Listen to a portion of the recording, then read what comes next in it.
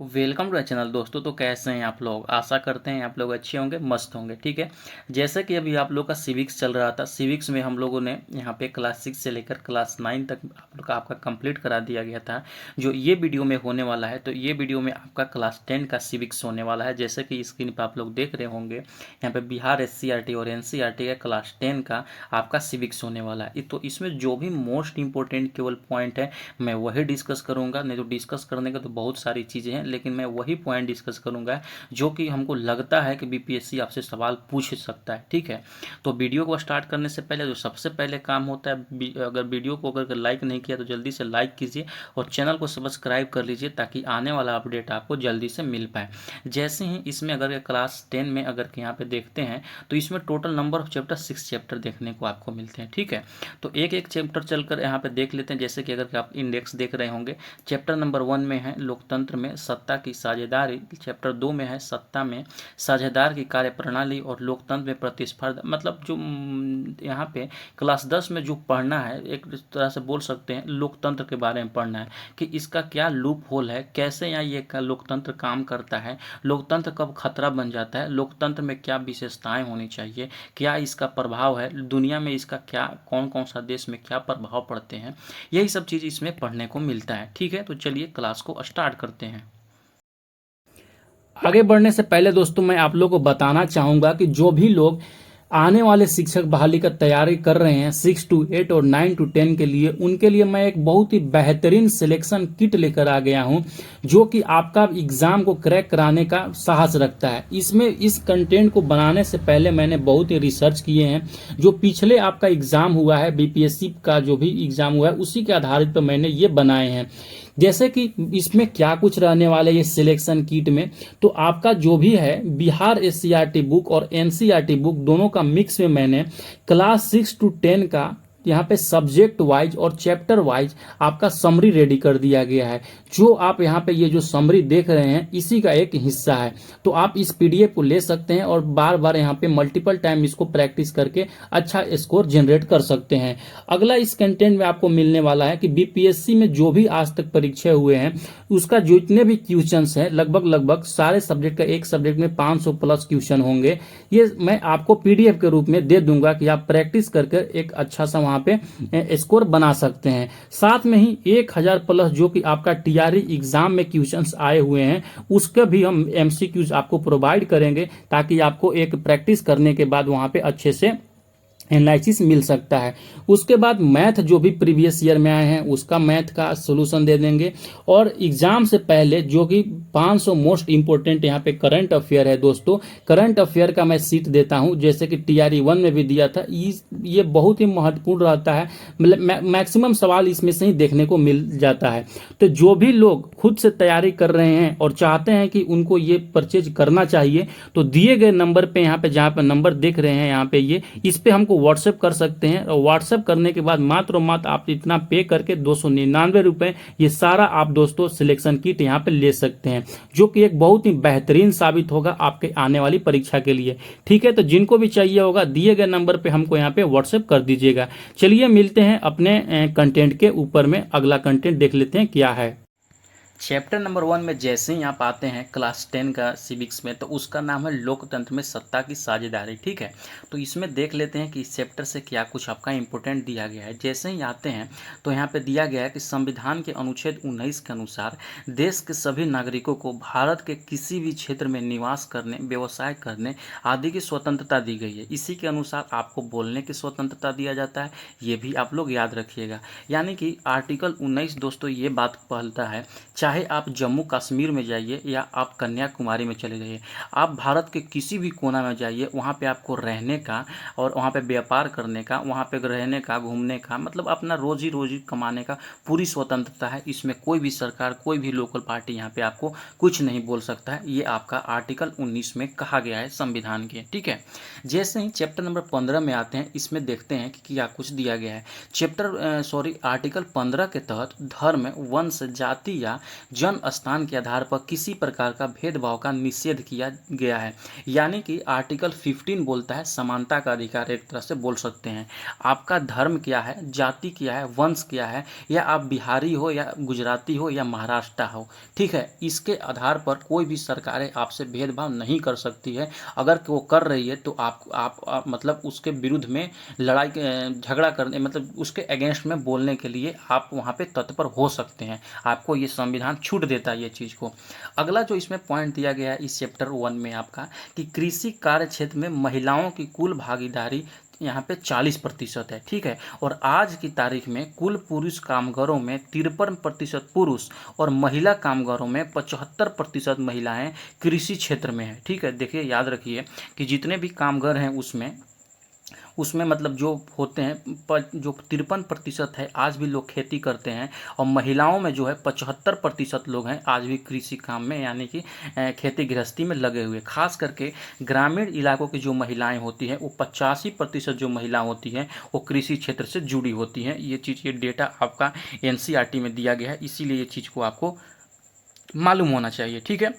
बढ़ते हैं अगला पॉइंट की तरफ। अगला पॉइंट में आपका दिया गया है कि सर्वप्रथम इंग्लैंड में 1918 में महिलाओं को वोट देने का अधिकार प्राप्त हुआ। तो सर्वप्रथम दिया गया, तो आपको दुनिया में सर्वप्रथम मत ले लीजिएगा, यहाँ पे इंग्लैंड की बात कही गई है। इंग्लैंड में दोस्तों यहाँ पे एक 1918 में और एक 1928 ईस्वी में दो यहाँ पे कानून पारित होता है, और उसी समय यहाँ पे महिलाओं को वोट देने का अधिकार मिला था। तो आपका जो बुक्स में लिखा गया है, डायरेक्ट जो भाषा मैंने लिखा है यहाँ पे वही चीज़ आपको वहाँ पे लिखा गया है, ठीक है। तो चैप्टर नंबर 1 यहाँ पे आपका क्लियर होता है। उसमें जो भी इंपॉर्टेंट पॉइंट थे मैंने बहुत अच्छे तरीके से आपको डिस्कस कर दिए। अब यहाँ से स्टार्ट होता है मेरे मित्र आपका चैप्टर नंबर 2, जिसका नाम है सत्ता में साझेदारी और कार्यप्रणाली। यानी कि सत्ता का साझेदारी किस तरीके से होगा, उसका मतलब कार्यान्वयन किस तरीका से होगा, वो वर्क कैसे करेगा, चैप्टर नंबर 2 में आपको पढ़ा गया है, ठीक है। तो सबसे पहले आता है कि संघ सूची क्या होता है। संघ सूची पर कानून बनाने का अधिकार सिर्फ केंद्र सरकार की होती है। यानी कि कोई ऐसा टॉपिक, कोई ऐसा मुद्दा जिस पर सिर्फ और सिर्फ यहाँ पे सेंट्रल गवर्नमेंट ही कानून बना सकती है, वैसे विषय को संघ सूची में रखा गया है। खुद से सोच लीजिए दिमाग से कि ये जो चीज़ है इस पर कौन कानून बना सकता है, तो आपको दिमाग में आएगा कि नहीं, इस पर तो केंद्र सरकार ही सरकार बनाती है, तो समझ जाइएगा वो चीज़ आपका संघ सूची में है। जैसे कि अब देखिए प्रतिरक्षा, डिफेंस सिस्टम हो गया, यानी कि भारत का जो डिफेंस सिस्टम है वो केंद्र सरकार के अंतर्गत आता है, यानी कि संघ सूची के अंतर्गत डायरेक्ट आएगा। एक्सटर्नल अफेयर्स की जो भी नीति होगी, विदेश नीति जो होगी, वो भी संघ सूची में आएगा, क्योंकि उस पर डायरेक्ट केंद्र वहाँ पे कानून बनाती है। उसी तरह बैंकिंग हो गया, संचार हो गया, ये सारे जो विषय यहाँ पे दिए गए हैं ये यहाँ पे संघ सूची के अंतर्गत आते हैं। तो ये सवाल बहुत बार पूछा जाता है कि इनमें से कौन सी सूची संघ सूची के अंतर्गत आता है, राज्य सूची के अंतर्गत आता है। तो ये सब चीज़ें याद रखना चाहिए आप लोग को, ठीक है। आगे आते हैं अगला यहाँ पे पॉइंट की तरफ। अगला पॉइंट में जैसे ही आइएगा आपका दिया गया है जो जेल हो गया, स्वास्थ्य हो गया, पुलिस हो गया आदि जो है राज्य सूची में रखा गया है, ठीक है, जिसमें सिर्फ और सिर्फ राज्य सरकार कानून बना सकती है। यानी कि जो पुलिस सिस्टम होता है सबसे ज़्यादा पूछता है, जो पुलिस होता है वो राज्य सरकार के अधीन आता है, और जो स्टेट का यहाँ पे स्वास्थ्य विभाग होता है वो भी राज्य सरकार के अंतर्गत आता है। यहाँ पर राज्य लिखा गया, राज्य नहीं राज्य होना चाहिए, ये राज्य इसको कर लीजिएगा, राज्य सरकार के अंतर्गत आती है, यानी कि राज्य सरकार इस पर कानून बनाती है, तो ये राज्य सूची के अंतर्गत आती है। फिर आता है एक ऐसा सूची जो मतलब दोनों सरकार बना सकती है, मैंने एक बताया संघ सूची जिस पर केंद्र सरकार ही केवल कानून बना सकता है। फिर आता है राज्य सूची जिस पर राज्य कानून बनाता है, और एक ऐसा चीज़ आता है कोई भी मुद्दा जिस पर दोनों कानून बना सकते हैं, उसको समवर्ती सूची में रखा गया है, जिस पर यहाँ पे राज्य सूची और केंद्र सूची दोनों में यहाँ पे कानून बना सके। जैसे कि शिक्षा जो आता है मेरा, याद रखिएगा सवाल पूछा जाता है, शिक्षा जो है समवर्ती सूची में आता है, जिस पे केंद्र भी सरकार बना सकता है कानून अपना और राज्य सरकार ही बना सकता है, याद रखिएगा। और जो विषय तीनों सूची में नहीं आते हैं, यानी कोई अच्छा ऐसा विषय जो समवर्ती सूची या राज्य सूची और ये संघ सूची में नहीं आता है, उस पर जो कानून बनाने का अधिकार है वो केंद्र सरकार को यहाँ पे पावर दिया गया है, आपको पता होना चाहिए, ठीक।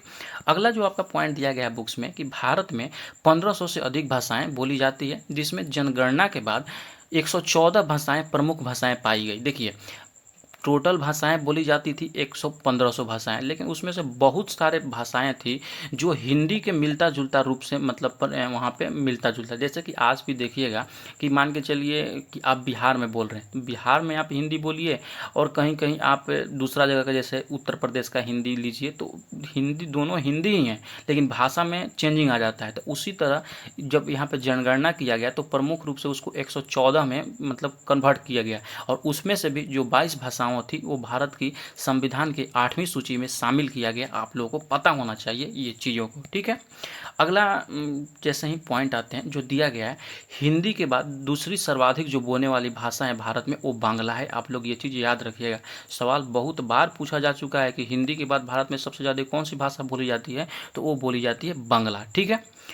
किसी विशेष परिस्थिति में केंद्र सरकार राज्य सूची के विषयों पर भी कानून बना सकती है, यानी कभी अगर के राज्य में राष्ट्रपति शासन लागू हो जाए या आपातकाल की ऐसी स्थिति हो जाए तो उस स्थिति में यहाँ पर राज्य सूची भी केंद्र सरकार राज्य सूची के विषय पर भी कानून बना सकती है, उसके पास पावर दिया गया है ये, ठीक। तो ये आपको पता होना चाहिए।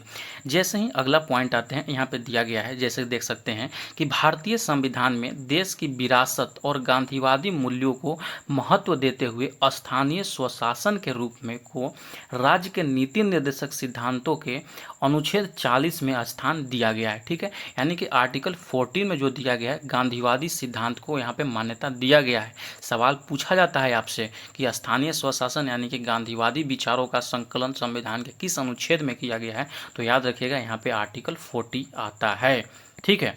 फिर आता है अगला पॉइंट। अगला पॉइंट में जैसे ही आइएगा तो आपको यहाँ पे नज़र आता होगा, दिया गया है, क्या दिया गया है कि पंचायती राज प्रणाली की विविधता की शुरुआत बलवंत राय मेहता समिति ने की, ठीक है। तो ये आप लोग याद रखिएगा, बलवंत राय मेहता का जहाँ पर भी नाम आएगा यानी कि समझ लीजिएगा पंचायती राज व्यवस्था के बारे में बात हो रही है।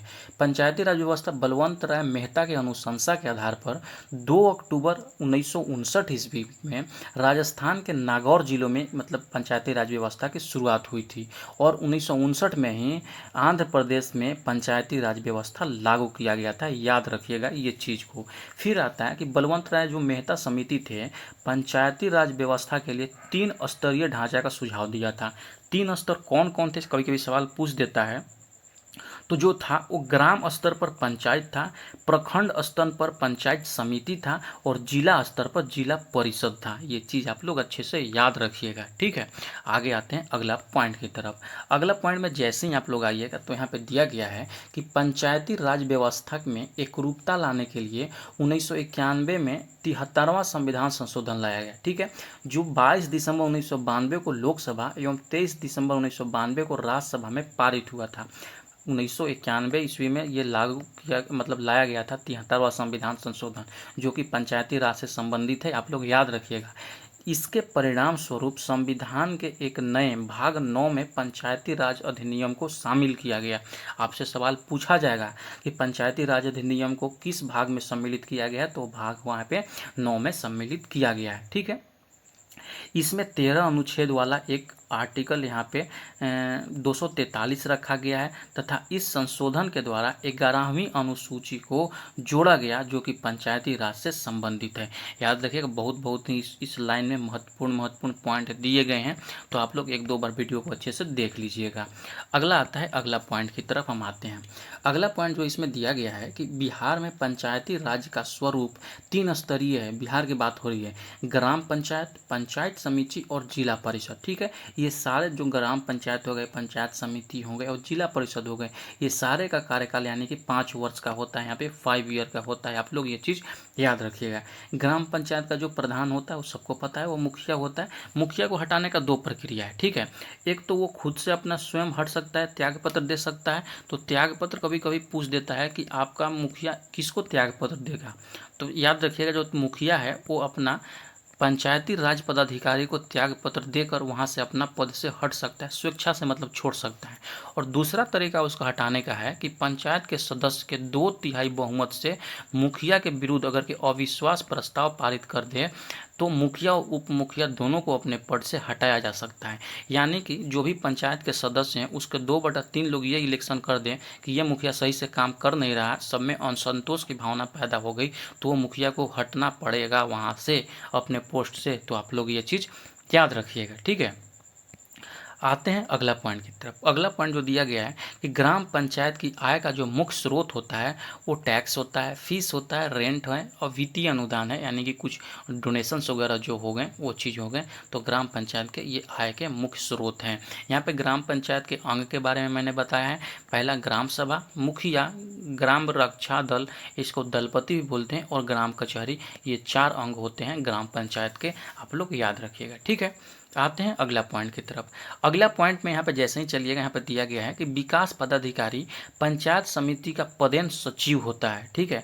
आपसे सवाल पूछा जाएगा कि पंचायत समिति का पदेन सचिव कौन होता है, तो याद रखिएगा विकास पदाधिकारी यहाँ पे वो चीज़ होता है। वो प्रमुख के आदेश पर पंचायत समिति के बैठक बुलाता है, ये चीज़ महत्वपूर्ण है, ठीक है।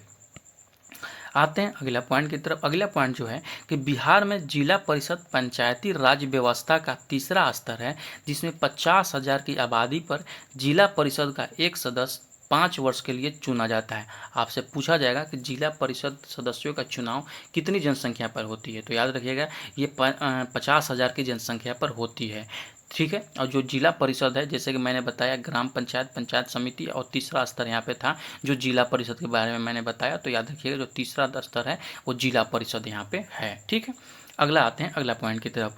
प्रत्येक 5 वर्ष के अवासन पर पंचायत की वित्तीय स्थिति का पुनरावलोकन करने हेतु राज्य वित्त आयोग का गठन किया जाता है। राज्य वित्त आयोग का गठन कब किया जाता है? 5 वर्ष में जो भी काम धंधा हुआ वहाँ पे उसका अवलोकन करने के लिए यहाँ पे राज्य वित्त आयोग का वहाँ पे गठन किया जाता है, ठीक है। फिर नेक्स्ट यहाँ पे पॉइंट जो दिया गया है आपके बुक्स में दिया गया है कि पंचायती राज संस्थाओं का विघटन की स्थिति में 6 महीना के अंदर में चुनाव करवाना जरूरी है, अनिवार्य है, आपको याद रखिएगा ये चीज़ के, ठीक है। बढ़ते हैं नेक्स्ट सवाल की तरफ यहाँ पे, यानी कि नेक्स्ट पॉइंट की तरफ। नेक्स्ट पॉइंट में जैसे ही आइएगा आपका दिया गया है यहाँ पे, नेक्स्ट पॉइंट में दिया गया है मित्रों कि पंचायत के दिया गया है कि पंचायत के लिए निर्वाचन आयोग की नियुक्ति कौन करता है? राज्यपाल करता है, याद रखिएगा। पंचायत निर्वाचन आयोग की कौन करता है? राज्यपाल यहाँ पे नियुक्ति करता है। यूनानी जो विद्वान थे मेगास्थनीज ने अपनी पुस्तक इंडिका में मौर्य साम्राज्य की राजधानी पाटलिपुत्र के नगर पालिका संगठन के बारे में विस्तृत रूप से पूर्वक मतलब लिखा था वहाँ पे। तो आपसे सवाल पूछा जाएगा कि जो मेगास्थनीज का पुस्तक था इंडिका, इसमें किसका वर्णन मिलता है? तो पाटलिपुत्र यानी कि पटना के नगर पालिका के संगठन का वहाँ पे जानकारी मिलता है। उसी तरह अगर चाणक्य अपनी पुस्तक देखिएगा जो अर्थशास्त्र नाम से ये मतलब प्रकाशन किया गया था, चाणक्य के द्वारा लिखा गया था जो बुक, उसमें पाटलिपुत्र के नगर प्रशासन का वर्णन मिलता है। तो सवाल बहुत बार पूछा जा चुका है कि अर्थशास्त्र में किसका वर्णन मिलता है, तो नगर प्रशासन का, आप लोग याद रखिएगा ये चीज़ों को, ठीक है। आते हैं अगला पॉइंट की तरफ। अगला पॉइंट जो दिया गया है कि भारतीय संसद के 74वां संविधान संशोधन 1992 में नगरीय शासन व्यवस्था को सर्वप्रथम संवैधानिक मान्यता प्रदान किया गया था तथा नगरपालिका के कार्यक्षेत्र विषय को संविधान के 12वीं अनुसूची में रखा गया। नगरपालिका के यहाँ पे कार्य क्षेत्र को जो रखा गया है, यहाँ पे पंचायती राज का मैंने बताया कि 11वीं अनुसूची में है और नगरपालिका यहाँ पे जो है 12वीं अनुसूची में रखा गया है। इसको आप लोग याद रखिएगा। और इसको जो मान्यता दिया गया है 74वां संविधान संशोधन 1992 के द्वारा दिया गया है, इसको भी पता होना चाहिए, ठीक है। आते हैं अगला पॉइंट की तरफ। अगला पॉइंट में जैसे ही आइएगा तो यहाँ पे दिया गया है कि बिहार में कोई महानगर अभी तक नहीं है, यानी कि आपको भी पता होगा मेट्रो सिटी बिहार में नहीं है। अभी पटना का जो हो रहा है मेट्रो सिटी का वो विकास हो रहा है, तो जैसे ही आ जाएगा तो ये पॉइंट आपके किताब से हट जाएंगे। अभी तक में कोई महानगर नहीं है तथा राज्य में नगरों की स्थानीय शासन के लिए 3 प्रकार की संस्थाएं काम करती है। कौन कौन से? एक नगर पंचायत हो गया यहाँ पे, अब एक नगर परिषद हो गया और एक नगर निगम। तो यहाँ पे 3 संस्था जो हुआ जो मतलब स्थानीय शासन के लिए काम करती है। एक हो गया नगर पंचायत, एक हो गया नगर परिषद और एक है नगर निगम। ठीक है, तो इसमें देख लेते हैं किस तरह से कामकाज इसमें चलता है। तो जैसे ही यहाँ पे नेक्स्ट पॉइंट पे है दिया गया है कि जिस शहर की जनसंख्या 12,000 से 40,000 के बीच होती है वह नगर पंचायत कहलाता है। ठीक है, और जिसकी जनसंख्या कम से कम 2 से 3 लाख के बीच होती है वो होती है नगर परिषद कहलाती है। ठीक, यानी कि 2 लाख से लेकर 3 लाख के बीच में जो होती है वो नगर परिषद यहाँ पे कहलाती है। ठीक है, अब अगला पॉइंट में जैसे ही आइएगा यहाँ पे दिया गया है आपका कि नगर परिषद में 4 अंग होते हैं। कौन कौन? नगर पार्षद, समितियां, अध्यक्ष और उपाध्यक्ष तथा कार्यपालिका पदाधिकारी का ये 4 अंग होते हैं नगर परिषद के। नगर परिषद का सदस्य कम से कम 10 और अधिक से अधिक 40 सदस्य होते हैं उसमें। ठीक है, इसकी 80% जो सदस्य निर्वाचित होते हैं, बाकी जो 20% सदस्य हैं वो मनोनीत होते हैं। इनका कार्यकाल भी 5 वर्ष के लिए होता है तथा राज्य सरकार, यहाँ पे जैसे कि देख सकते हैं दिया गया है, राज्य सरकार पूरी परिषद को भंग कर सकता है तथा इसकी जो बैठक होती है महीने में एक बार होती है। आप लोग ये चीज़ को एक बार याद रखिएगा इस चीज़ को। ठीक है, आते हैं अगला पॉइंट की तरफ। अगला पॉइंट में जैसे ही आइएगा यहाँ पे दिया गया है कि नगर परिषद के समितियों में 3 से 6 सदस्य होते हैं। कितने सदस्य होते हैं नगर परिषद में? आपसे पूछा जाएगा सवाल कि नगर परिषद में सदस्यों की संख्या कितनी होती है। नगर परिषद के समितियां में 3 से 6 सदस्य होते हैं। यह समितियां अलग अलग विषय के लिए होती हैं, जैसे शिक्षा शिक्षा की समिति, अस्पताल समिति इत्यादि। मतलब इसी तरह के यहाँ पे जो भी स्थानीय स्तर पर जो चीज़ों की ज़रूरत होती है उस स्तर पर यहाँ पे समिति बनाया जाता है। आप लोग को पता होगा यह चीज़। ठीक है, अगला पॉइंट दिया गया है जो कि प्रत्येक नगर परिषद में एक कार्यपालक पदाधिकारी का पद होता है। इसकी नियुक्ति राज्य सरकार द्वारा किया जाता है। आपको ये चीज़ पता होना चाहिए। ठीक है, आते हैं अगला पॉइंट की तरफ। जिस शहर की जनसंख्या 3 लाख से अधिक होती है वैसे शहरों को नगर निगम कहा जाता है। मैंने देखिए यहाँ बताया, अगर के 12,000 से लेकर 40,000 के बीच है तो वो हो गया नगर पंचायत। 2 लाख से 3 लाख के बीच में है तो वो हो गया यहाँ पे नगर परिषद। ठीक है, और जैसे ही 3 लाख से अधिक हो गया तो वो हो गया नगर निगम यहाँ पे। ठीक है, तो ये आपको पता होना चाहिए। सर्वप्रथम जो नगर निगम की स्थापना हुआ था 1688 ईस्वी में मद्रास नगर निगम यानी कि चेन्नई नगर निगम की स्थापना हुआ था। कहीं कहीं देता है 1687 ईस्वी भी, कहीं कहीं देता है 88 ईस्वी भी। तो ये दोनों चीज़ आप लोग याद रखिएगा, आपको कन्फ्यूजन नहीं होना है इस सब चीज़ों में। अगला जो पॉइंट है यहाँ पे कि बिहार में सर्वप्रथम पटना में 1952 ईस्वी में नगर निगम की स्थापना किया गया था, जो कि मोस्ट इंपोर्टेंट पॉइंट यहाँ पे दिया गया है। ठीक, आते हैं अगला टॉपिक की तरफ। अगला पॉइंट यहाँ पे दिया गया है कि बिहार में नगर निगम में 50% जो स्थान है वो महिलाओं के लिए आरक्षित किया गया है। यानी कि अभी भी अगर के देखिएगा कि जो नगर निगम की चीज़ें होती हैं वो 50% महिलाओं को यहाँ पे एम्पावर करने के लिए रिजर्वेशन दिया गया। उसी तरह आप लोगों को जो शिक्षक बहाली हो रहा है पीआरटी के एग्जाम में भी आप लोग देखिएगा कि यहाँ पे महिलाओं को 50% आरक्षण दिया गया है एम्पावर करने के लिए।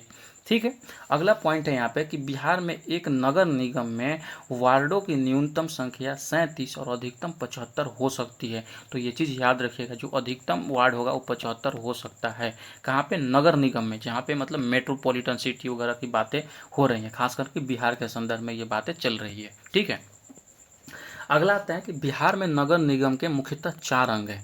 कौन कौन? नगर परिषद, सशक्त स्थानीय समिति, परामर्शदात्री समितियां और नगर आयुक्त। ये 4 अंग हैं नगर निगम के। ठीक है, निगम परिषद की बैठक प्रत्येक महीने होती है और इसका जो मुख्य कार्य होता है नियम बनाना, निर्णय लेना और कर वसूली करना, ये इसका नगर परिषद का काम होता है। यानी कि नगर परिषद में दोस्तों जानते हैं सबसे ज़्यादा पैसा अगर कहीं वसूली होता है तो नगर परिषद में होता है। यहाँ पे बहुत बड़े बड़े लोग यहाँ पे मतलब बहुत ज़्यादा इनकम होती है, इसीलिए लोग मेयर ओवर के चुनाव में आप देखिएगा कि बहुत सारा पैसा लोग खर्चा करते हैं। मेन यहाँ पे कारण आता है जो यहाँ पे ये जो आप देख रहे हैं ना टैक्स वसूली का काम, इसमें बहुत सारा वहाँ पे लोग करप्शन भी कर देता है कभी कभी। तो ठीक है, तो यही चीज़ आपको पता होना चाहिए। निगम परिषद अपने सदस्यों के बीच एक महापौर और एक उप महापौर की चुनता है। इन दोनों का कार्यकाल 5 वर्षों के लिए होता है। आपको ये चीज़ पता होना चाहिए। और यहाँ से आपका स्टार्ट होता है चैप्टर नंबर 3, जिसका नाम है चैप्टर नंबर 3 के यहाँ पे जैसे चैप्टर नंबर 3 में आते हैं ना, चैप्टर नंबर 3 का यहाँ पे नाम है कि लोकतंत्र में प्रतिस्पर्धा एवं संघर्ष। ठीक है, 1977 ईस्वी में केंद्र में जनता पार्टी की सरकार की स्थापना होती है। आपको पता होगा कि कांग्रेस के मतलब कांग्रेस सबसे पहले अगर के सत्ता से बाहर होती है तो 1977 ईस्वी में होती है, जब जनता पार्टी का यहाँ पे सरकार बनता है। 1971 ईस्वी में आम चुनाव में कांग्रेस ने गरीबी हटाओ का नारा दिया था यहाँ पे, और यही मतलब नारा देने के बाद यहाँ पे केंद्र में ये सरकार बनाई थी 1971 ईस्वी में। 1974 ईस्वी में प्रदेश में बेरोजगारी, भ्रष्टाचार और खाद्यान्न की कमी के कारण यहाँ पे क्या हो जाता है कि बिहार के छात्रों ने जयप्रकाश नारायण के नेतृत्व में यहाँ पे आंदोलन किया। ठीक है, कि मतलब यहाँ पे खाद्यान्न वगैरह की कमी हो जाती है, बहुत प्रॉब्लम आता है, तो वही जयप्रकाश नारायण के नेतृत्व में यहाँ पे एक आंदोलन किया जाता है और जयप्रकाश नारायण ने बिहार की कांग्रेस सरकार को बर्खास्त करने की मांग की तथा संपूर्ण क्रांति का नारा दिया। तो याद रखिएगा, कभी कभी पूछ देता है सरकार, मतलब सवाल पूछता है कि संपूर्ण क्रांति का जो नारा दिया था किस संदर्भ में दिया था, तो बिहार से कांग्रेस का सरकार को वहाँ पे ख़त्म करने के लिए ये चीज़ को वहाँ पे नारा दिया गया था, जिसका उद्देश्य था भारत में सच्चे लोकतंत्र की स्थापना करना। और यही आंदोलन इतना उग्र हो जाता है कि 1975 ईस्वी में यहाँ पे देखिए कि जयप्रकाश नारायण ने बिहार के, ये तो मैंने बता दिया, जयप्रकाश नारायण ने 1975 ईस्वी में दिल्ली में आयोजित संसद मार्च का नेतृत्व किया। यही सब के चलते यहाँ पे जो कि मैंने अभी बता दिए। क्या होता है कि जयप्रकाश नारायण ने इंदिरा गांधी से इस्तीफा मांगा तथा मांग करते हुए राष्ट्रव्यापी सत्याग्रह की घोषणा की थी। इंदिरा गांधी इस आंदोलन को अपने विरुद्ध एक षड्यंत्र मानते हुए 25 जून 1975 को यहाँ पे आपातकाल का घोषणा कर देती हैं।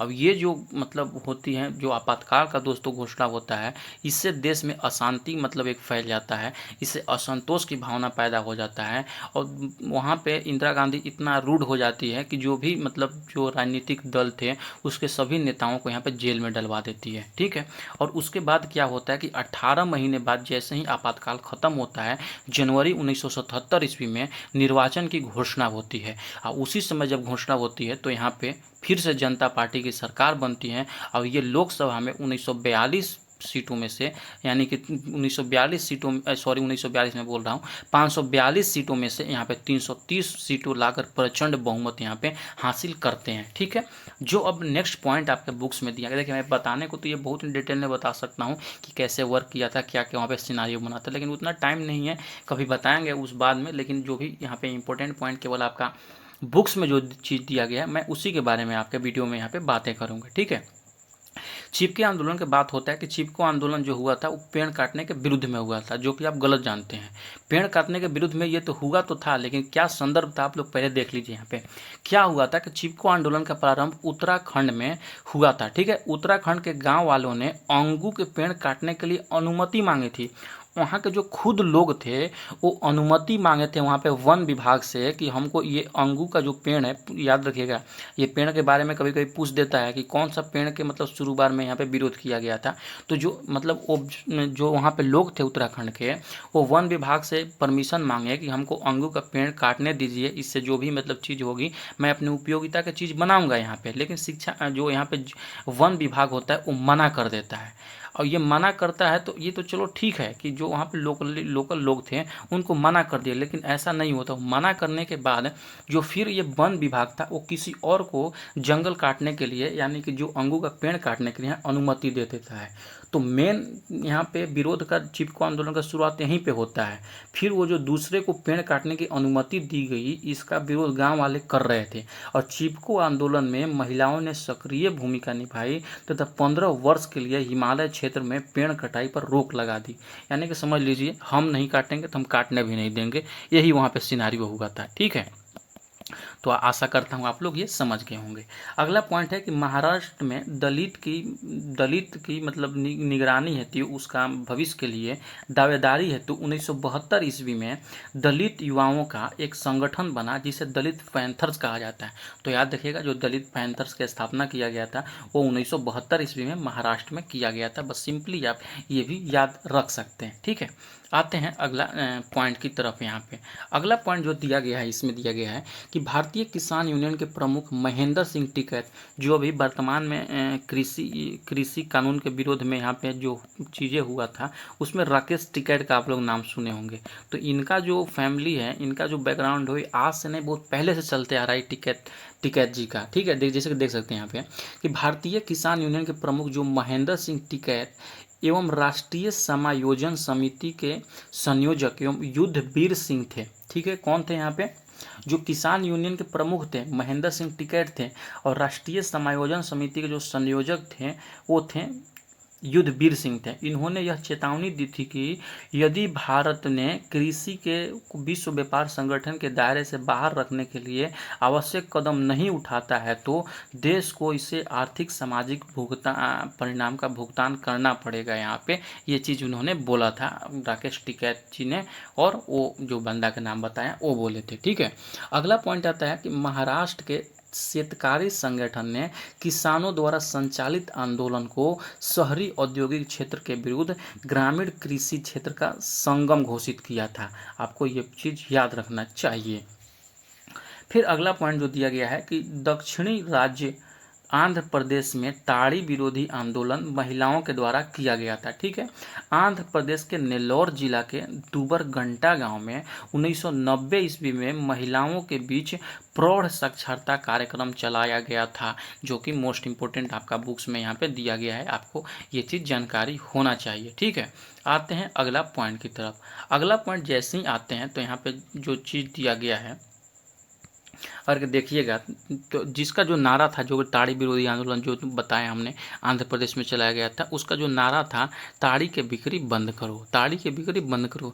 बिहार में भी बहुत सारा ऐसा क्षेत्र है जहाँ पे अभी ताड़ी पी के लोग मगन रखते हैं। शराब तो बंद है, लेकिन ताड़ी तो इतना लोग मतलब कहीं से ना कहीं से जुगाड़ कर ही लेता है। अगला आता है यहाँ पे नर्मदा बचाओ आंदोलन के बारे में। ये क्या था कि नर्मदा बचाओ आंदोलन ने कृषि क्षेत्र की सरकार द्वारा अनदेखी पर अपना गहरा रोष प्रकट किया था। ठीक है, यहाँ पर रोज की जगह रोष कर दीजिएगा, रोष प्रकट किया था। ठीक है, 1980 के बाद 8वें दशक के प्रारंभ में मध्य प्रदेश के नर्मदा घाटी के विकास परियोजना के तहत गुजरात, महाराष्ट्र और मध्य प्रदेश से गुजरने वाली नर्मदा और यहाँ पर दिया गया है नर्मदा और उसकी सहायक नदियों पर 30 बड़े बांध, 135 मंझोले बांध और 300 छोटे बांध बनाने का सरकार का प्रस्ताव रखा गया है, जिससे कि 245 गांवों को डूबने की आशंका थी। इस आंदोलन को यहाँ पे देखिए दिया गया है, क्या दिया गया है कि जिससे 245 गांव के डूबने की आशंका थी कि अगर कि यहाँ पे इतना ज़्यादा बांध बन जाएगा तो यहाँ पे जो अगल बगल के 245 गांव हैं वो डूब सकते हैं। इसी आंदोलन का प्रमुख मांग था कि इससे प्रभावित नागरिकों को समुचित पुनर्वास होना चाहिए, यानी कि डिस्प्लेसमेंट होना चाहिए, यानी कि उस वहाँ से हटाकर किसी और जगह पर इनको ज़मीन दिया जाना चाहिए, इनको घर का निर्माण किया जाना चाहिए। मेन नर्मदा बचाओ आंदोलन का प्रमुख मांग यही चीज़ था, जिसमें देख सकते हैं जो यहाँ पे नर्मदा घाटी में जो खास करके आता है गुजरात, महाराष्ट्र और मध्य प्रदेश में, यहाँ पे 300 बड़े बांध, 135 छोटे मंझोले बांध और 300 छोटे बांध बनाया जाता है, जिससे 245 गांव के डूबने की आशंका रहती है। कि वहाँ के लोग मांग करते हैं कि चलो भाई तुम बना रहे हो कोई बात नहीं, लेकिन यहाँ का जो लोग रहते हैं उसको दूसरा जगह आप पुनर्स्थापित करो। तो यही वहाँ पर जो मूल मांग था, जो कि सरकार इसको मान नहीं रही थी।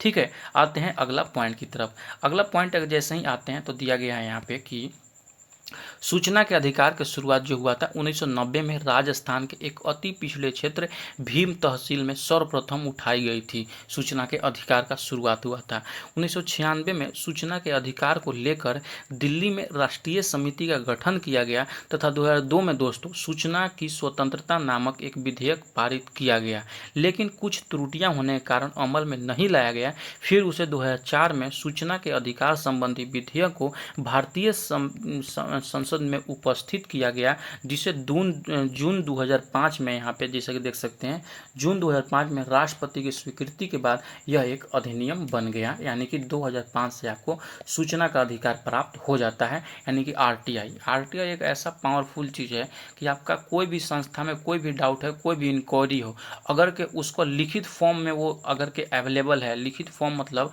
अगर के उसका कोई चीज़ रिटन फॉर्म में अवेलेबल है तो उसको आप जानकारी ले सकते हैं। उसका नियम रहता है कि वो डिपार्टमेंट आपको 30 दिन के अंदर में वो चीज़ को आपको जवाब देने के लिए बाध्य है।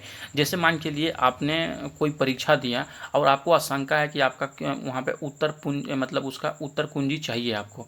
जैसे मान के लिए मैंने कोई रिटन एग्ज़ाम दिए, जैसे बीपीएससी का मैंने रिटन दिया यहाँ पे, और आपको वो पेपर चाहिए, अगर पेपर आपके पास उपलब्ध नहीं हो रहा है तो आरटीआई लगा के वो पेपर को आप ले सकते हैं। वहाँ पे उसको देना ही पड़ेगा 30 दिन के अंदर में। आरटीआई में ये है, सूचना का अधिकार है आपको, ठीक है। तो ये चीज़ है।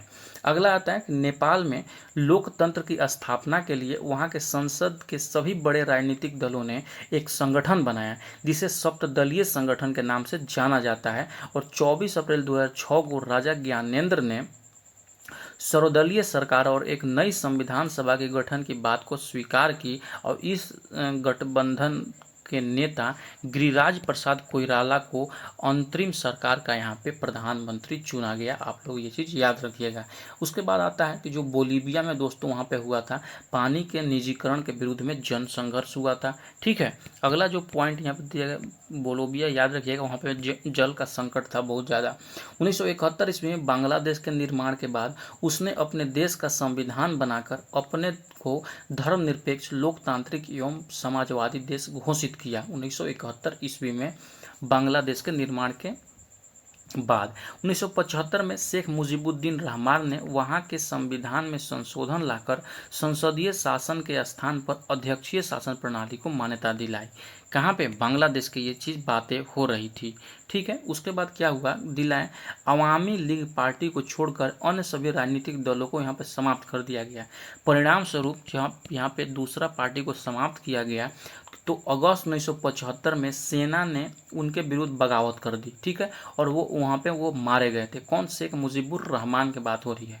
और 29 दिसंबर 2008 में बांग्लादेश में क्या होता है, बांग्लादेश में आम चुनाव हुए और प्रधानमंत्री शेख हसीना बनी और उसी पार्टी को होती है आवामी लीग का वो नेतृत्व कर रही थी। ये चीज़ आपको पता होना चाहिए ये चीज़ों को। अगला जो पॉइंट दिया गया है आपके बुक में कि भारत में दलीय व्यवस्था की जो शुरुआत हुआ था 1885 ईस्वी में हुआ था। भारतीय राष्ट्रीय कांग्रेस की स्थापना मानी जाती है। दलीय व्यवस्था की शुरुआत 1885 में भारतीय राष्ट्रीय कांग्रेस की स्थापना से मानी जाती है। ये चीज़ को आप लोग याद रखिएगा, ठीक है। अगला आता है कि विश्व में सर्वप्रथम राजनीतिक दलों की जो उत्पत्ति मानी जाती है वो ब्रिटेन में हुई थी, उत्पत्ति मानी जाती है। सबसे पहले राजनीतिक दलों की उत्पत्ति पूरा दुनिया में कहाँ पे हुआ था? ब्रिटेन में हुआ था। 1688 ईस्वी में हुए गौरवपूर्ण क्रांति के बाद विंग और टोरी नामक दो राजनीतिक दलों की नींव पड़ी थी। यहाँ पे याद रखिएगा। डायरेक्ट आपसे पूछेगा विंग एंड टोरी क्या है, तो आपसे पूछेगा एक राजनीतिक दल है, एक संस्था है, एक व्यापारिक संगठन है। तो यहाँ पर राजनीतिक दल है, एक कहाँ की? ब्रिटेन की। आप लोग याद रखिएगा ये चीज़ को। अगला पॉइंट है कि लोकतांत्रिक देश में राजनीतिक दलों को लोकतंत्र का प्राण कहा जाता है, ठीक है। यानी कि जो भी लोकतंत्र वाले देश हैं वहाँ पे एक जो हो गया सत्ता पार्टी और दूसरा जो उसका ऑपोजिशन होता है वो होना ही चाहिए। बिना ऑपोजिशन के कोई भी वहाँ पे लोकतंत्र हो ही नहीं सकता है। ऑपोजिशन खत्म मतलब लोकतंत्र खत्म, ये समझ लीजिएगा आप लोग। इसीलिए ऑपोजिशन को यहाँ पे राजनीतिक जो दल है उसको लोकतंत्र का यहाँ पे प्राण माना जाता है, यानी कि ये चीज़ दिया गया है। अगला आता है कि राजनीतिक दलों के चुनाव चिन्ह का निर्धारण चुनाव आयोग करता है और राष्ट्रीय राजनीतिक दल की मान्यता प्राप्त करने के लिए राजनीतिक दलों को, देखिए यहाँ पे बहुत ही महत्वपूर्ण पॉइंट दिया गया है आपका, ठीक है। मैं एक स्लाइड में इसको अच्छे से कर देता हूँ कि कोई भी मतलब कोई भी चीज़ हो, मतलब कोई भी जो दल हो वो राजनीतिक दल की मान्यता कौन करता है?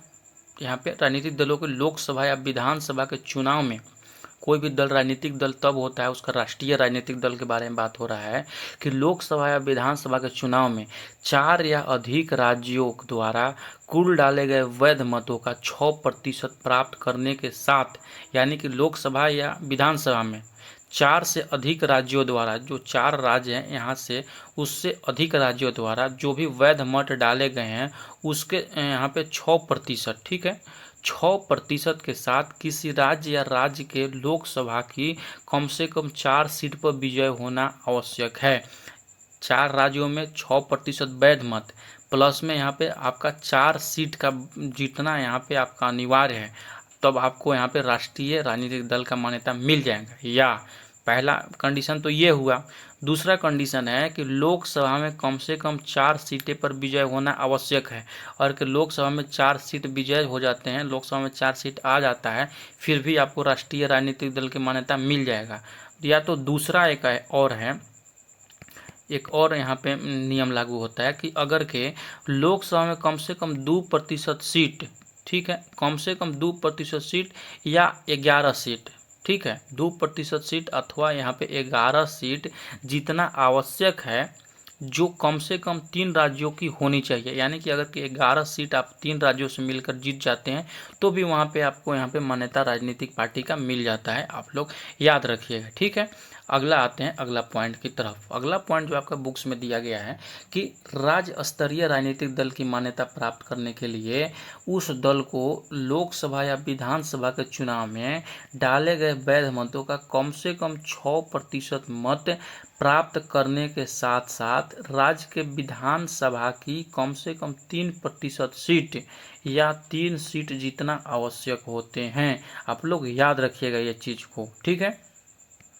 फिर आते हैं अगला पॉइंट की तरफ। अगला पॉइंट जैसे ही आइएगा तो यहाँ पर दिया गया है कि भारतीय राष्ट्रीय कांग्रेस की जो स्थापना हुई थी 1850 ईस्वी में हुई थी, तथा 2004 में संयुक्त प्रगतिशील संगठन यूपीए 2004 में बनाकर देश पर शासन किया इन्होंने, यूपीए के थ्रू कांग्रेस ने। फिर आता है कि 1980 ईस्वी में भारतीय जनसंघ की स्थापना पर भारतीय जनता पार्टी का गठन हुआ। इसके प्रथम अध्यक्ष अटल बिहारी वाजपेयी थे यहाँ पे 1980 ईस्वी में।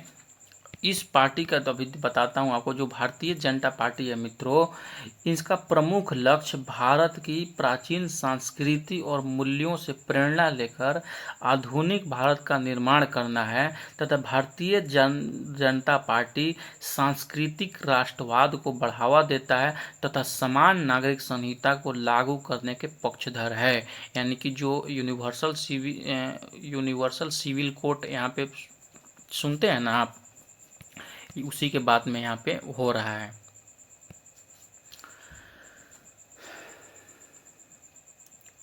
ठीक है, अगला यहाँ पे जो बात किया जा रहा है, अगला यहाँ पे है कि पक्षधर है भारतीय जनता पार्टी जनतांत्रिक गठबंधन एनडीए बनाकर 1998 में सत्ता में आई। तो यूपीए जो बना लिया वो आपका कांग्रेस बना लिया। आता है अब एनडीए जो पार्टी है यहाँ पे आपका भारतीय जनता पार्टी जो यहाँ पे अभी हाल में सत्ता में है, उसके बारे में यहाँ पे बातें हो रही है, ठीक है। अगला आता है कि भारत में भारतीय कम्युनिस्ट पार्टी की स्थापना 1925 ईस्वी में एस.ए. डांगे ने किया था। यह सवाल बहुत बार पूछा जा चुका है। भारतीय कम्युनिस्ट पार्टी की स्थापना किसने की थी? एस.ए. डांगे ने किया था 1925 ईस्वी में। ये चीज़ आप लोग याद रखिएगा, ठीक।